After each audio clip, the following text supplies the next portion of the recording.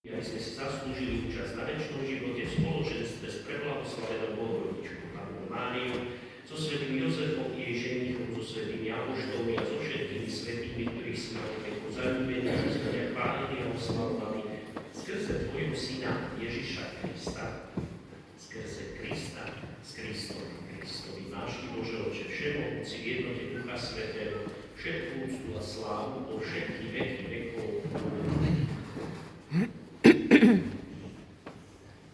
Voláme sa Božími deťmi, ani my aj sme, preto sa modlíme s veľkou dôverou.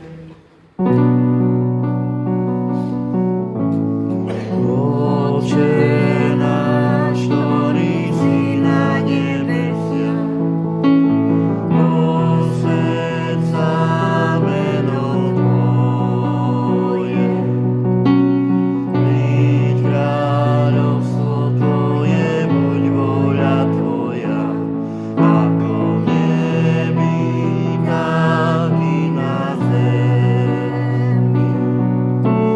Chlieb náš každodenný daj nám dnes a odpusť nám naše viny, ako i my odpúšťame svojim vinníkom, a neuveď nás do pokušenia,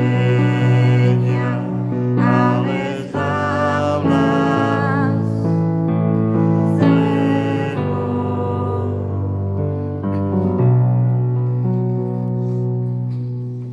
Prosíme ťa, Pane, zbav nás všetkého zla, udel svoj pokoj našim ľuďom a príď nám milosrdne na pomoc, aby sme boli vždy uchránení pred hriechom a pred každým nepokojom, kým očakávame blaženú nádej a príchod nášho Spasiteľa Ježiša Krista.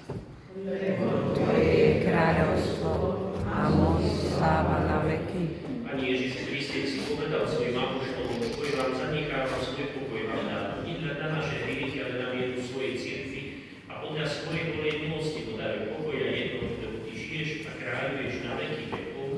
Tvoj Pán je vždy s nami. I s duchom tvojim. Dajte si znak pokoja. Pokoja, láska a láska, nech je medzi nami.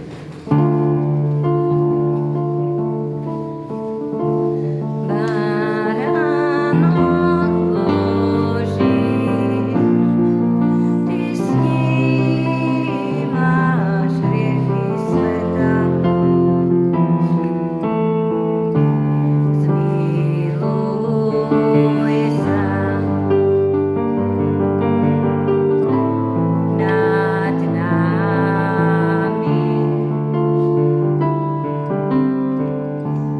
Baránok Boží, ty snímaš hriechy sveta. Zmiluj sa nad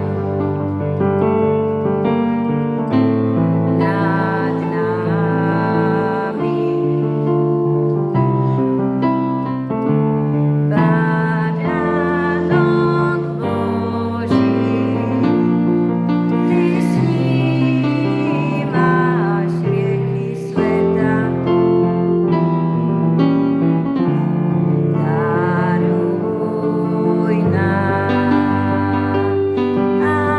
pokoj.